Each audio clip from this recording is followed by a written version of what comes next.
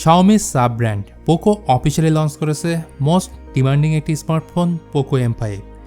আর most demanding বলার কারণ কম দামে এবং বেটার স্পেসের সাথে এই ফোন লঞ্চ করা হয়েছে।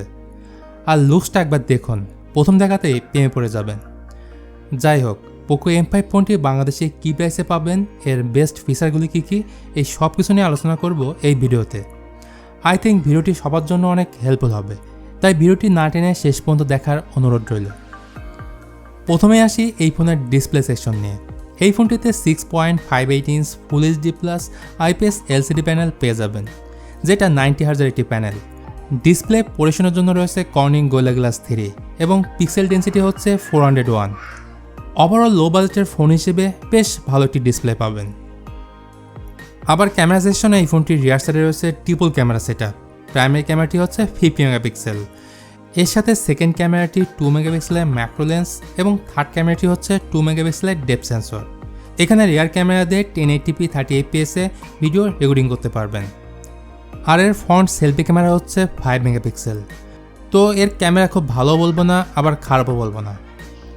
এই ফোনটির সবথেকে বড় প্লাস পয়েন্ট হচ্ছে প্রসেসর। ফোনটিতে পাবেন MediaTek Helio G99, যেটি 6 nanometer ফেব্রিকেশনে তৈরি করা 4G অক্টোকোর প্রসেসর এবং জিবি হিসেবে রয়েছে Mali-G 57 MC2। এর র্যাম ভেরিয়েন্ট থাকছে দুটি, 4GB 64GB এবং অন্যটি হচ্ছে 6GB 128GB। ইন্ডিয়াতে এই ফোন বিগ বিলিয়ন ডে অফারে পেয়ে যাবেন মাত্র 12,500 রুপিতে, যেটি বাংলাদেশি টাকায় কনভার্ট করলে প্রায় 15,000 টাকার আশেপাশে হবে। সো যারা এই মুহূর্তে ইন্ডিয়াতে আছেন তারা ডেফিনেটলি এই ফোনটি পারচেস করতে পারবেন। আর MediaTek Helio G99 একটি পরীক্ষিত একটি প্রসেসর, হিটিং ইস্যু তেমন একটা নেই, সব মিলিয়ে ডিসেন্ট পারফরমেন্স পাবেন আশা করা যায়। এবার আসি সফটওয়্যার ও সিকিউরিটি নিয়ে। পোকো M5 ফোনে অপারেটিং সিস্টেম হিসেবে পাবেন out of the box Android 12, যার কাস্টম UI হচ্ছে MIUI 13। আর সিকিউরিটি হিসেবে থাকছে সাইড মাউন্ট ফিঙ্গারপ্রিন্ট সেন্সর এবং ফেস আনলকিং সিস্টেম। বন্ধুরা, পোকো F5 ফোনের ব্যাটারির কথা বলতে গেলে ফোনটিতে আপনারা পাবেন 5000 mAh ব্যাটারি এবং বক্সের সাথেই পেয়ে যাবেন 18 ওয়াটের ফাস্ট চার্জার। তো বরাবরের মতোই আমি বলে থাকি, যে কোনো স্মার্টফোন কেনার ক্ষেত্রে আপনারা একটু যাচাই বাছাই করে কোনো স্মার্টফোন পারচেস করবেন।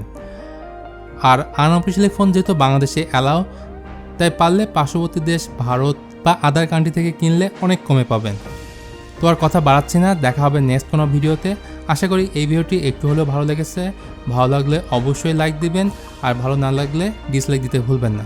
আর চ্যানেলে নতুন হয়ে থাকলে অবশ্যই চ্যানেলটি সাবস্ক্রাইব করে পাশে থাকা বেল আইকনটি প্রেস করে দেবেন।